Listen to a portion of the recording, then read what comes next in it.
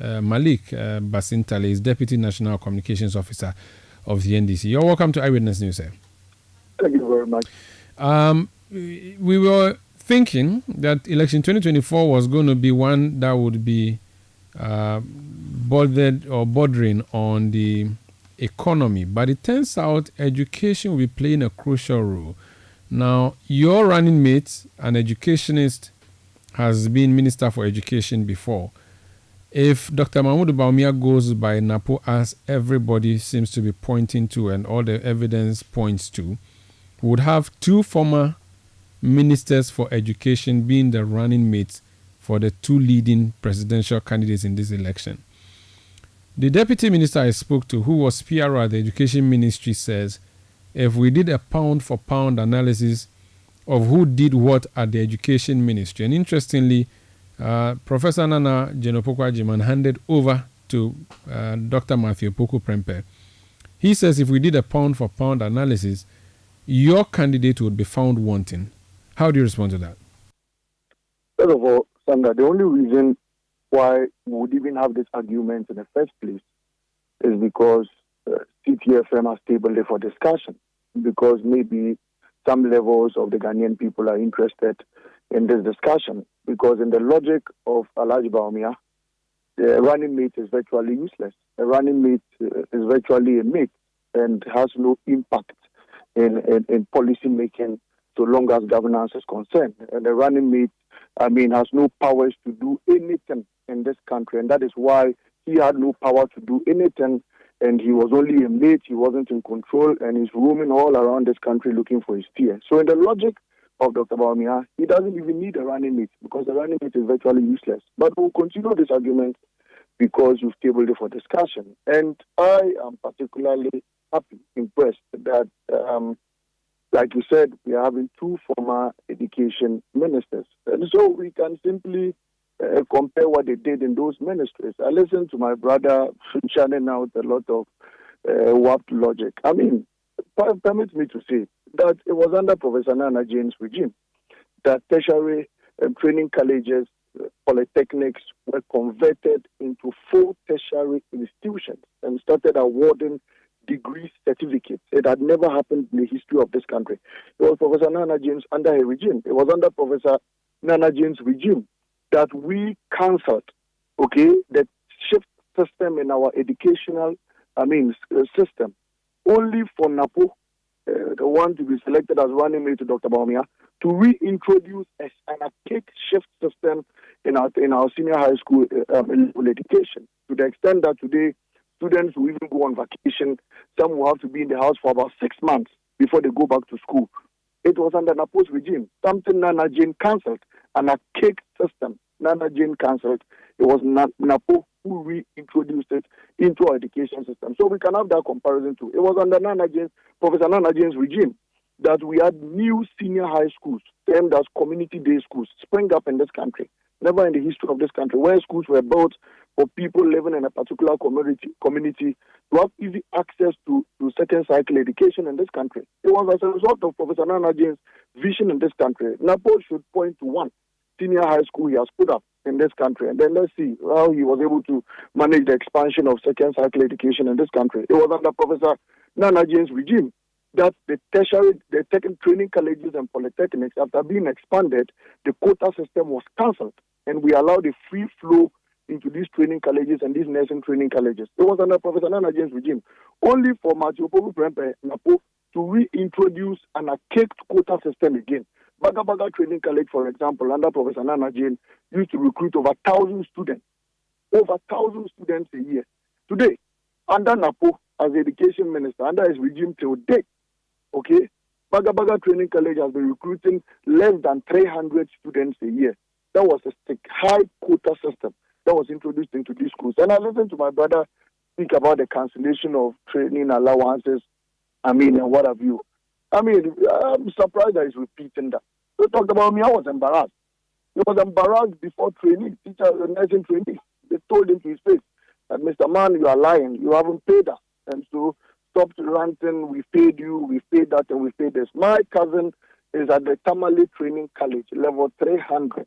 She has never received allowances all her life, and you can cross-check. And so that issue of allowances is neither here nor there. It was under Professor Naana Jane's regime that over 87 schools under trees were abrogated. If you remember, there was a policy where even road contractors, after completing your road projects, you were asked to provide about 10 or 15 schools to a community. A case study was the Fufoloso Solar Road, where the African Development Bank constructed a 147-kilometer road. After the completion of the road, they set up primary schools. And so anybody who's used the Fufoloso Solar Road, in every community you find a basic school, in almost every community you find a chip compound. It was as a result of Professor Naana Jane's vision to the education sector that we had all these things. It was under Professor Naana Jane that the student loan trust fund was lifted from 650 Ghana cedis to 1,000 Ghana cedis, and at a point 2,000 Ghana cedis. Again, but needy students who couldn't get access to scholarships were asked to settle on the student loan at a very little interest rate after you've completed and even started working. The money was increased to about 2,000 Ghana cedis. Now, remember that very day, how students jubilated on the road and, started prophesying on Professor Naana Jane that she will one day be a vice president in this country, she will one day be a president, prophesying, to the glory of her vision. And I believe strongly that the people appreciated that. To the teachers and the teaching community, I'm particularly impressed that at least teachers will have an opportunity of choosing between Napo's regime and Professor Naana Opoku Agyemang's regime. It was under Napo's regime that teachers were being disrespected in this country to the extent that I remember a particular day where the University Teachers Association in Ashanti region came to him at the office to hold a meeting. He told them he had no meeting with them and was not ready to sit with them.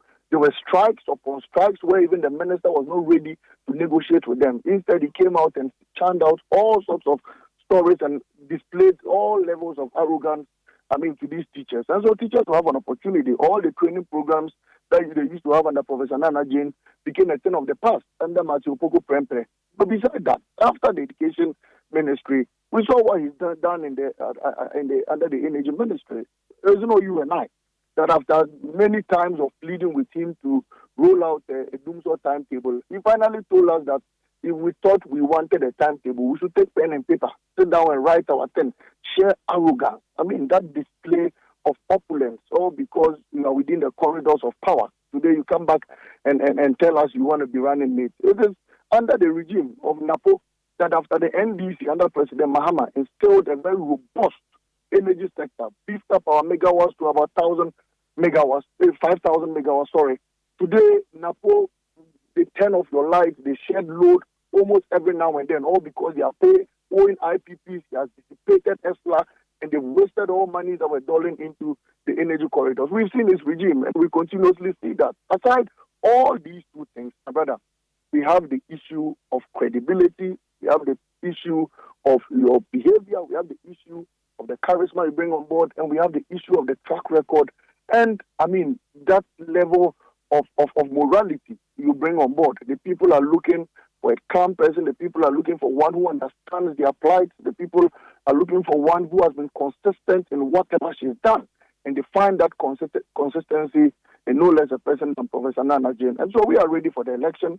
We know that, yes, aside the running mate, the presidential candidates will be on the ballot paper. Their faces will be on the papers for people to go and decide. And so we are confident that if you look at President Mahama, who has a good track record, who is a nation builder, who has been tried and tested, whose record is enviable, who has demonstrated beyond reasonable doubt that he understands the problems of this country and has been professing solutions all through this year, the good people will definitely reward him against a lying vice president, a man who says one thing and does another, a man who has been very inconsistent under his regime, and a man who cannot be trusted because he said so much than he's done. He's demonstrated what analysis in the past before people of this country have been staring at him. All they see is somebody who simply tells them, look, my government is in power, I brought taxes upon you, yet when you vote for me again, I'll come and cancel the taxes. This is how the Ghanaian people listen to Malam Baumia anytime he speaks. And so, yes, Sandra, we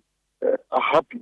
Okay. We are in a game of politics. Okay. And anything that will help us defeat our opponents will definitely be in full support of it. And so I have a number of follow-up questions. Yes. I have a number of follow-up. Just though, why do you say Malam Baumia? He's Dr. Baumia. Why are you using Malam? Oh, you are a religious person. I would like it so much if anybody should call me Pastor or Malam Malik. It's something that is attributed to me. If you are a Muslim, you should know that you hold the Malam position in high esteem, and even whatever certificates you've attained, because only the Malam certificate you'll be able to take to heaven. And on Judgment Day, that's what you'll be judged for. So I think that even Malam Baumia will be impressed that we call him Malam, aside all other things. Just wanted to be sure what the intent and purpose was. Now, let's talk about a few of the things. So you said that teachers were disappointed under Napo's regime, and that teachers were given a raw deal under Napo's regime.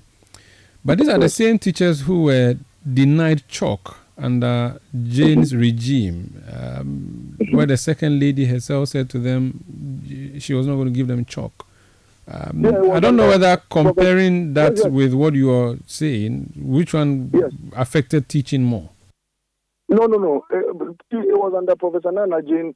We moved from even the chalk system to the marker board system. But it was under her regime that you denied them chalk.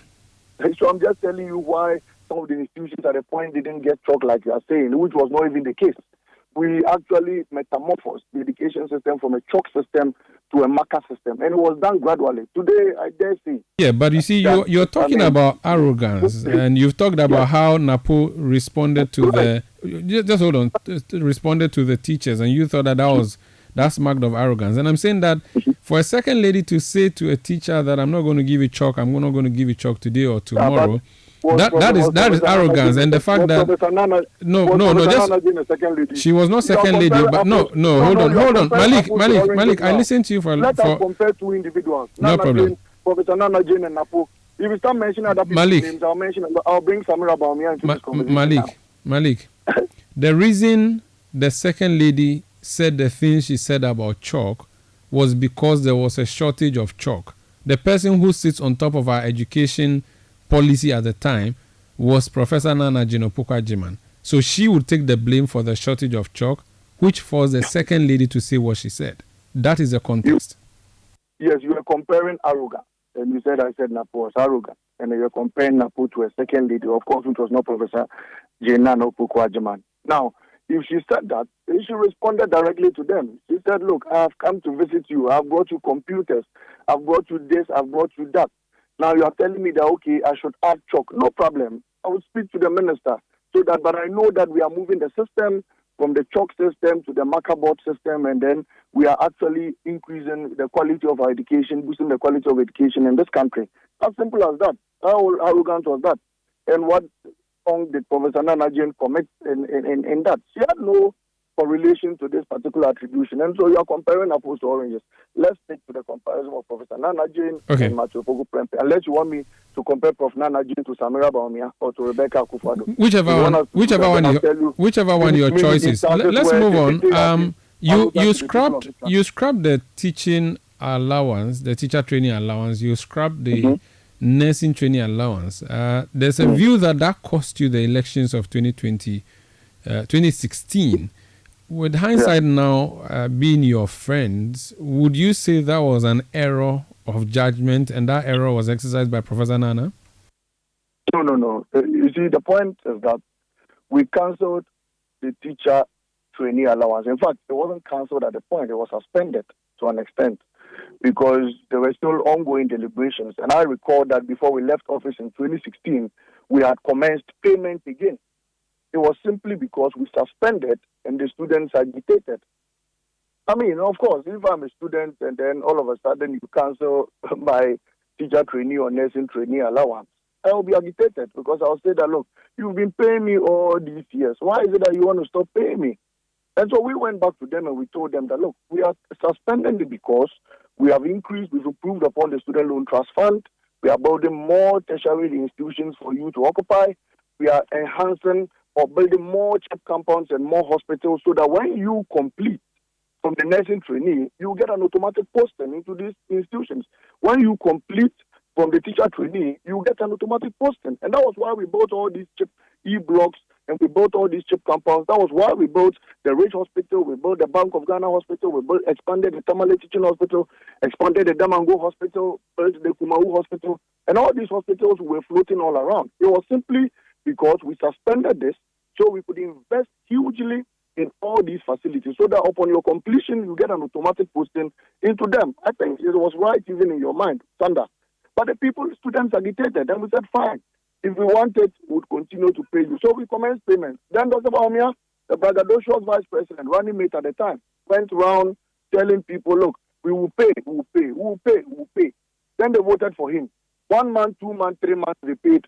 They stopped. And today, if you interview teacher trainees, nursing trainees, they will tell you that the man, Dr. Baumia, who came to their institutions and lied to them that they were going to pay them upon assumption of office, have failed to do so. And in fact, Malam Baumia is a liar. They have been saying this. They said this to his face, and they've said it behind his back. They have said it to all his family members, that the man deceived us and lied to us. So today, the NDC's position has been vindicated. The automatic posting to these institutions have also been cancelled, and a quota system has been introduced.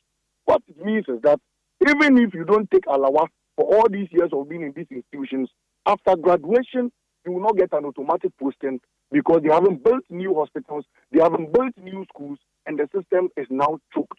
So the completion rate have grown up to catch up with the development President Mahama had instilled in this country. And if we don't get a president like His Excellency John Dramani Mahama again, it means that this country is going to be stalled, is going to be stagnant, and we are not going to move forward as at a development rate again in this country. Very well. I think that it makes sense to you and I.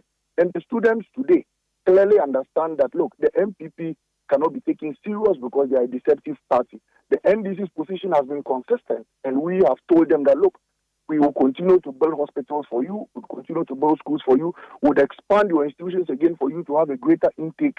And upon assumption of office, like President Mahama keeps saying, would reintroduce the posting system and all the backlog, will be settled and people will get more jobs and jobs to do under his 24-hour economy system, where all these institutions are going to go fully 24-hour economy. I think the Ghanaian people will find it very easy choosing between these two things. I don't see any new inspiration Napo brings on board because he's been a failure in his ministry. He's a failure currently under this current ministry, and the Ghanaian people simply do not take him serious. And worst of it all is his leader, his boss, Malam Baumia, who would never be taken serious by the people of this country again.